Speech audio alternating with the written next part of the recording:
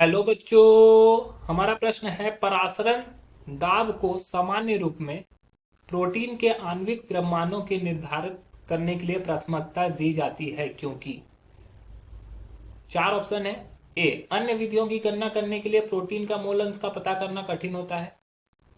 दूसरा है उच्च तापमानों पर प्रोटीन को अपघटित होने की संभावना होती है तथा परासरण दाब कमरे के ताप के लगभग मापा जाता है। तीसरा, परासरण दाब का पता करने में शामिल उपकरण अन्य विधियों की तुलना में सरल होता है। और चौथा, प्रोटीन युक्त विलयन को उबालना या प्रतिशत करना आसान होता है।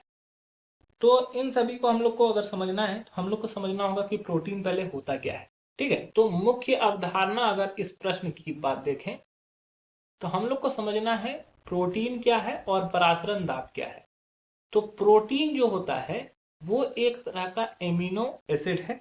ठीक है, जिसका सामान्य सूत्र जो होता है वो होता है RCHNH2COOH। ये हमारा ऑलमोस्ट प्रोटीन है।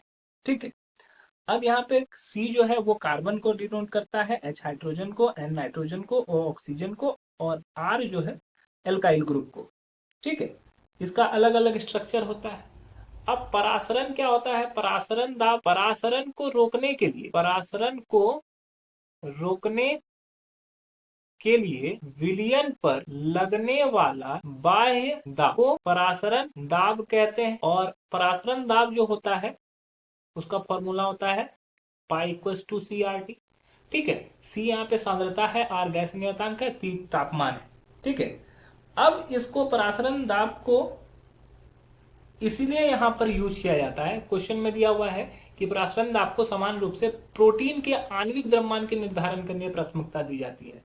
इसीलिए क्योंकि परासरण दाब को कमरे के ताप पर मापते हैं। ठीक है, तो कमरे के ताप पे परासरण दाब को कमरे के ताप में मापा जाता है, जो कि प्रोटीन भी कमरे के ताप पर ही प्रोटीन का आणविक द्रव्यमान निकाल सकते हैं हम लोग।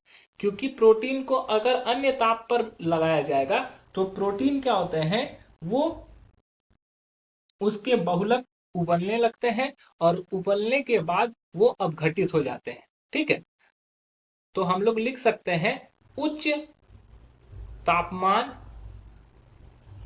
पर प्रोटीन के बहुलक उबलने लगते हैं और अपघटित हो जाते हैं। ठीक है, अतः इसका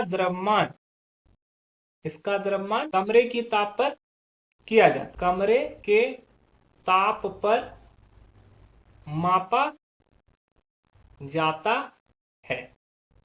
ठीक है, तो कमरे की ताप पर, और परासरण दाब जो भी होता है वो भी कमरे की ही ताप पर, लगभग कमरे के ताप पर ही मापा जाता है।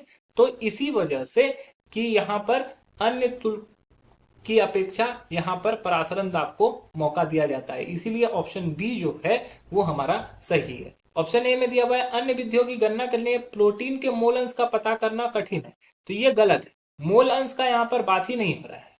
आंशिक द्रव्यमान के लिए हम लोग मोल अंश को निकालने की जरूरत नहीं है। दूसरा है उच्च तापमान में प्रोटीन अपघटित होना संभावना होती है तथा परासरण दाब कमरे के ताप पर लगभग मापा जाता है, ये बिल्कुल सही है। तीसरा है परासरण दाब को पता करने में शामिल उपकरण अन्य विधियों की तुलना में सरल होता है। ऐसा कुछ भी नहीं है, अन्य गैसों में भी, अन्य चीजों में भी परासरण दाब को फाइंड करना थोड़ा मुश्किल है। प्रोटीन युक्त विलयन को उबालना या प्रतिशत करना आसान होता है, तो ये भी नहीं है, क्योंकि ये उबालेंगे तो ये अपघटित होना स्टार्ट हो जाएगा। अपघटित होना स्टार्ट हो जाएगा तो उसको निकालना थोड़ा मुश्किल हो जाएगा। तो हमारा जो सही उत्तर हो जाएगा वो हो जाएगा ऑप्शन बी। आशा है कि आपको समझ में आया होगा। धन्यवाद।